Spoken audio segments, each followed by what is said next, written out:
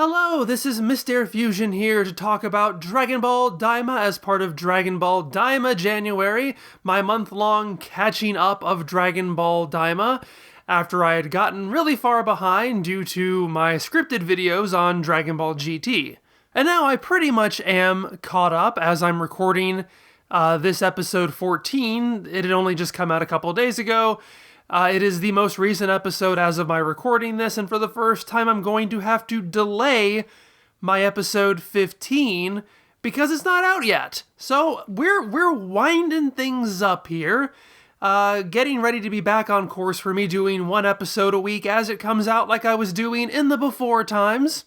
So if you're new here, I am a YouTuber. I cover Dragon Ball and other things in video essays, so please give me a like and a subscribe and a comment and all that fun stuff, and let's get going and not waste any more time. Episode 14, which was called, I didn't write this down, Taboo. I remembered what it was called. Were there any taboos in this episode? I honestly don't remember. This episode did make me think of a lot of things, but I don't know if it's the same things that other people were thinking about. I'll go ahead and admit that I was really busy on Friday. I'm really trying to get prepared for the return of Dragon Ball Dissection, and the next items on the docket are the Dragon Ball prototypes, and I was having to scan from my own books and then spend a lot of time cleaning up those scans, something I really haven't had to do for Dragon Ball Dissection since episode of Bardock and Dragon Ball Minus. So for a couple of days, I was just like my face in my computer screen, rotating and adjusting levels, white and black levels, dodging and burning for hours and hours, and I did not watch Dragon Ball Daima until a couple of days later. So, because I have friends and I'm on social media, I did not come into this completely cold, and I did hear some rumblings about people not liking this episode and talking about the bargain basement, Ginyu Force knockoffs and all that kind of stuff, and I'll get to that. But what I didn't hear people talking about, and again, I didn't go out of my way to search for other opinions, so maybe other people are talking about this, but this is what really got to me about this episode. I felt really weird because a lot of things were happening or being talked about, but the characters, for the most part, did not react to them in the way that people do. And it left me feeling very topsy-turvy, very disconcerted, very detached from the proceedings. So let me go ahead and tell you what I mean. The characters find Warp-sama, but realize that it's been deactivated, which happened in the previous episode. I didn't talk about it because it's such a minor thing, and I knew it would come up again as a more important thing later, so I didn't want to talk about it. But they're also right next to the physical portal between the demon worlds, and Goku decides to sort of play with the magic barrier. He walks out onto the ramp of the ship, and he extends his Nyoibo down to the magic barrier. Pansy tries to get him to stop, but it's too late. The Nyoibo touches the barrier, and the barrier electrocutes Goku, causing him to fall off the ramp of the ship and seemingly down into the magical barrier, which we already just saw from him indirectly touching it. Like, touching something that's touching it seemed to cause him great harm, so it seems that the idea of Goku falling into this is going to be a really, really big deal. In fact, I remember people, I think the next episode preview showed a little bit of this last time, and that seemed to be all people were talking about, was, something really bad's going to happen to Goku, or he's going to, be in peril or something. And yeah, that does seem like a really big deal. Pansy yells out for Goku when he falls off, and nobody else cares. Like, it is so weird. I don't know what this scene is. It's like, they look like Piccolo's like, oh, okay, that's cool. And Vegeta's like, oh, okay, that's cool. And Neba slowly walks out onto the ramp and he's like, well, I guess it's time to do a thing. And I want to be clear about this because I can already hear people typing comments. It is a very common trope in Dragon Ball to establish that our characters are really strong. by having them sort of no-sell something or dismiss something. Like, someone will point out, oh, so-and-so or something is really, really strong and dangerous and you can't go near there. And then a character, usually Goku, is like, oh, that's no big deal. And they're like, what? And it's a joke. It's comedy. That's the punchline. That's the structure of what this is in Dragon Ball. This is not what this is. This is a scene that is seemingly played for actual danger and tension, but the show doesn't have any because nobody seems to care, and if they don't care, why should I? Like the structure of it is really weird because it's a lovely scene of Neba finally, like, he basically opens the barriers between worlds. He does his Namekian chants and all this kind of stuff, and there's a sense of wonder to that, which is fine, but there should also be a sense of urgency because Goku is falling, and it keeps cutting back to Goku slowly falling. It takes forever, and it completely clashes with the tone, which is all just this slow building sense of wonder and mystery, and then we cut to Goku, who's falling. And I feel like there should be some urgent tension here, but it's still just slow wonder. They don't fit together. Why is nobody concerned about Goku? And what Neva is doing isn't really directly about Goku, technically. It's not as if Neva's like, all right, I have to do this right now in order to save your friend. It's just like, I figured I'd open this thing. Because even if the barrier goes away, Goku is still presumably going to fall into the pit, which is not good. But then Goku he wakes up and he's fine. And then he flies back to the ship. Like, it just doesn't make any sense. It doesn't make any emotional sense. Like, why would you write it this way? And then it's the same thing at the end of the episode. They're flying their ship through the crater and just sort of talking about what they can be reasonably expected to encounter in the first demon world. Also, their ship is starting to break down again because of course it is. So they're considering leaving the ship. It gets brought up that the temperature in the first demon world is 60 degrees Celsius. For those of you who are unaware, 60 degrees Celsius is equivalent to 140 degrees Fahrenheit. That kills people. And yeah, so my immediate reaction was, what, 60 degrees? Because that's how a person reacts to the news of 60 degrees Celsius. And the characters are like, okay, sure, that's fine, whatever. And again, it's not the kind of comedic no-sell thing. It made me think I was in a different reality where I'm like, wait, am I the only person who knows that 60 degrees is not a fun time in the sun? Like, I didn't get it. It just didn't make any sense. And, look, obviously we can presume that the fighters have trained up their bodies in such a way that they are resistant to heat. I mean, we've seen Goku fight on a planet that's about to blow up, and that looked pretty toasty over there. But even all that aside, Bluma's there, and the temperature is not brought up as a concern for her at all. The only concern that she has is that she's the only person in the group who can't fly, and therefore she'll have to be carried when they leave the ship. Like, that is a concern, but 140 degrees Fahrenheit. That you can't just, oh my God, what is happening? And so that just left me completely just almost dizzy with, what is this episode? Because if you're not going to have the characters care about these dramatic, dangerous ideas, why even bother having them? Like, there's no point to have Goku fall off the ramp or get electrocuted at all, because they don't do anything with it. You could cut him out of that scene entirely and it wouldn't play any differently. You wouldn't have to change the music or the pacing. It doesn't do anything. And if you're not going to have the characters be concerned or bothered by the intense, nearly flesh-melting heat, okay, that's a bit of an exaggeration, but extreme heat, then you might as well just say, oh, it's a calm and pleasant 25 degrees Celsius. It's like, why put in these things? Why distract from your story? Because I can tell you the whole time that Neva was doing his incantation, I wasn't thinking about that. I'm just thinking, can somebody like help Goku? Like he's dying over here. It's like somebody do something. Do something. Care.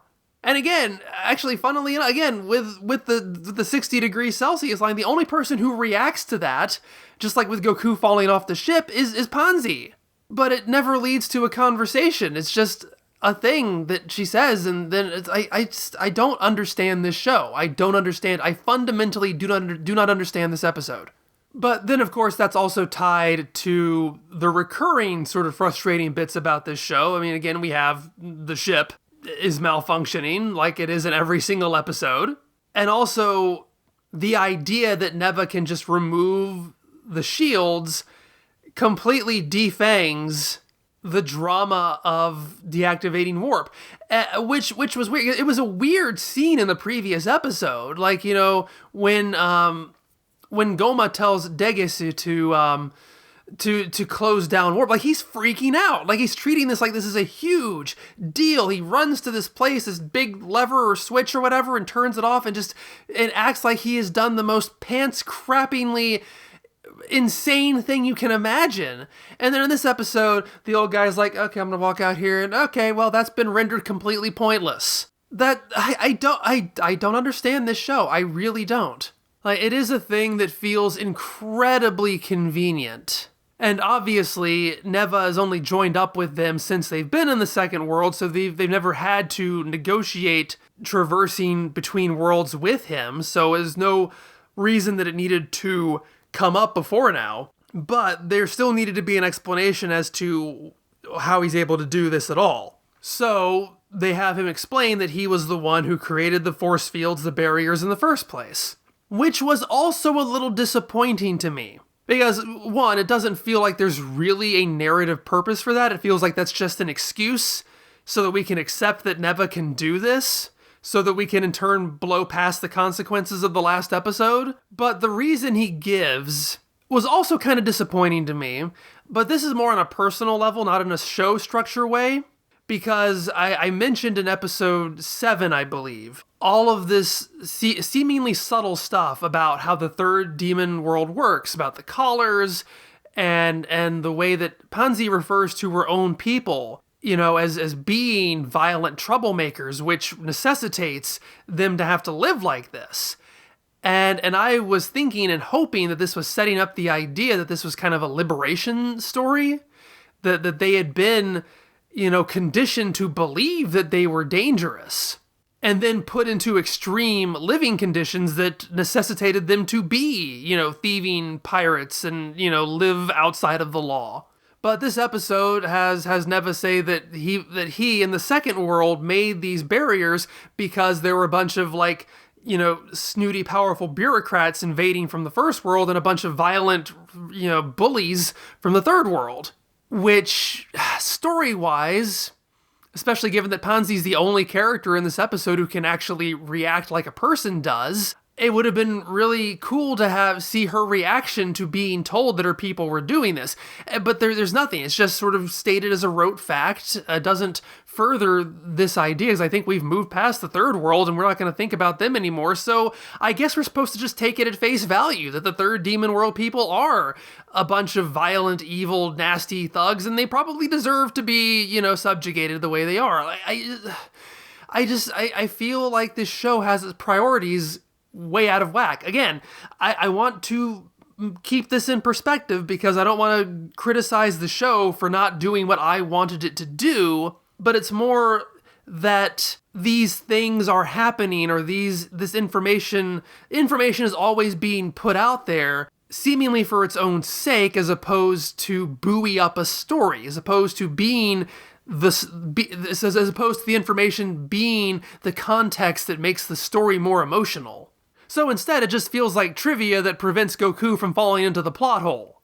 And then there's a bit of a conveyance issue too, and maybe this was just me.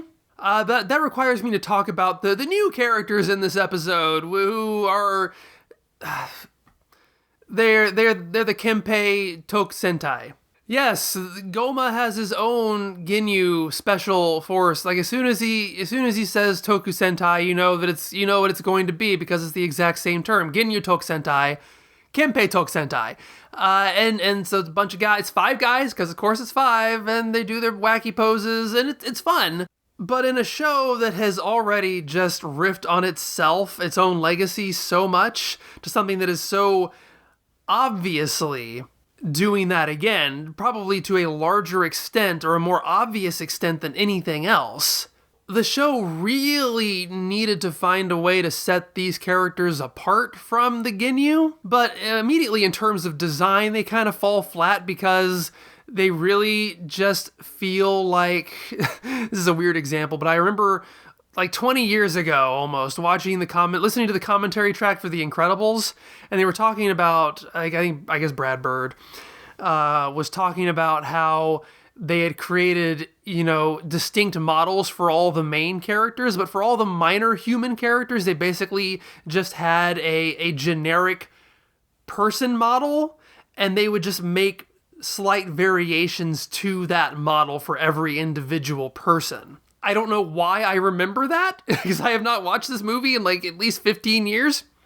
But for some reason, I always remembered that. And that's what this made me think of, because it's really just 5 generic demon guys, just with slightly different proportions. Like the leader is a bit more buff. There's a big old fatter guy, and then there are like a couple of skinnier guys. But they all have that basic, just very, very basic I'm a demon look to them. I think they're all dressed pretty much identically. Like, even the Ginyu had, like, different colors of armor. Like, some were white and some were black. And I don't expect them to be as distinct as the Ginyu, since they're clearly made up of different alien species. But we've seen through, Glorio and Panzi that you can make various demon people look different from each other. So these guys just kind of feel like glorified extras, which doesn't make a very good first impression. I do like the scene, though, that does try to humanize them. I think it's really cute, is that they all go to a store to go buy snacks. And they, just by sheer coincidence, run into Majin's Ku and Do, who also want to buy snacks, and are also really excited to see these cool guys buying all the snacks, because, they're excited about everything, and that always puts a smile on my face when Majin Ku is excited about things. And at first, the guys make fun of them, but then the leader decides to sort of set a good example. And don't expect me to remember these guys' names. I looked up, what Kanzenshu.com and what Herms said their names might mean, and I wrote them down, but honestly, I don't care. The leader decides to sort of set a good example, or, motivate the kids, and gives them a basket and says, hey, we're going to fill this up with chocolate for you, and you can have this, and you can grow up and be big and strong just like us, which is really cute. Except when they get to ring up at the register, they don't have enough money to buy the stuff for the kids, and so they just leave them with the 2, like the one a piece chocolate they'd had originally. And said, oh, you guys shouldn't be eating that many snacks anyway. And it's a cute, funny moment, but I had to go back and play it again because it confused me. When the Toku Sentai are walking out of the store, they're carrying all their bags of stuff. Which is fine if the show is saying, oh, we bought all our stuff and then we happened to run out of money just before we could buy yours. Oh, well, we're going to prioritize us, which is really funny. But the way that it's shot did not make that readily apparent to me. They fill up the basket, there's a smash cut to them at the register, and the clerk giving them a price, and then one of the guys opens up his change purse to show that he doesn't have much money. And so it being presented like that made it seem to me like they hadn't paid anything yet. And they don't have money for anything. So I was really shocked to show that they still had all their stuff. So that just a minor thing. It just wasn't really clear to me. And that's kind of this episode in a nutshell, where I just don't know what's going on. And the only other thing I want to bring up, because it's kind of been a recurring bit for me to talk about lately, is because Neba does do a spell, he speaks in his own language. And this does tie into how it's been presented before. When I brought this up before, I was talking about its initial appearance in the 23rd Budokai, where it's only drawn with symbols in the manga. And in order to present that in animated form, in audio form, they played the Japanese dialogue backwards to make Namekian sounds, even though it wasn't called Namekian then. But then in the Frieza arc, when Dende does his incantation to summon Purunga, Toriyama actually does write in some phonetic dialogue to go with the symbols. Not for all the Namekian he speaks, like when he's giving every wish, but just for the summoning, and that has kind of carried over. It's a fairly memorable bit of dialogue, or a bit of sounds, I should say, because like the Granola arc uses a similar incantation when that dragon is summoned, just swapping out the name of the dragon, and the ending is used here as well. The Piperito, oh god, I gotta look this up again. I already did. Oh yeah, I was totally right. Puperito Paro. Like that's the ending of his incantation. That's the same that Dende used. So I'm sure a lot of Dragon Ball fans recognized that upon hearing it. So I actually spent more time on this episode than I thought I would. This pretty much functions as a full video on its own. Frankly, I think it's fair to say that this has been my least favorite episode of Daima so far.